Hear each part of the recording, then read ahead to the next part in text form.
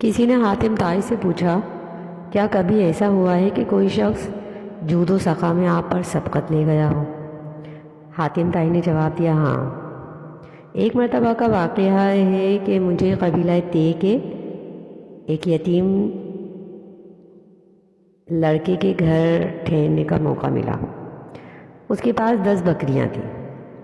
اس نے میری مہمانی کی خاطر ایک بکری ذبح کی اور دسترخوان پر میرے آگے اس کا مغز پیش کیا۔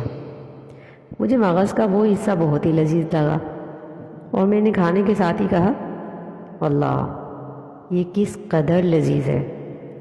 یتیم لڑکے نے جب میری زبان سے یہ الفاظ سنے تو اس نے ایک ایک کر کے ساری بکریوں کو ذبح کر کے ان کا مغز میرے آگے پیش کر دیا۔ مجھے اس کا علم نہیں تھا کہ میری خاطر اپنی ساری بکریاں ذبح کر دے گا۔ جب میں واپسی کے لیے اس کے گھر سے نکلا تو میری نگاہ گھر کے ارد گرد پھیلے ہوئے خون پر پڑی۔ میں نے دیکھا کہ اس نے بکریوں کو ان کی رسیوں سمیت ہی ذبح کر ڈالا ہے۔ میں نے اس یتیم سے مخاطب ہو کر کہا، تم نے ان ساری بکریوں کو کیوں ذبح کر ڈالا؟ وہ کہنے لگا، سبحان اللہ، آپ جیسے میرے مہمان کو کوئی ایسی چیز اچھی لگے جو میرے قبضے میں ہو اور میں بخل سے کام لے کر آپ سے اسے روک رکھوں، یہ تو عربوں کی شان میں ایک گستاخی اور عیب ہوگا۔ حاتم طائی سے پوچھا گیا کہ پھر آپ نے بطور عوض اس لڑکے کو کیا دیا؟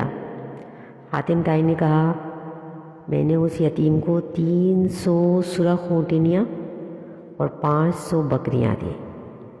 یہ سن کر لوگوں نے حاتم طائی سے کہا، پھر تو آپ اس سے زیادہ سخی ہوئے۔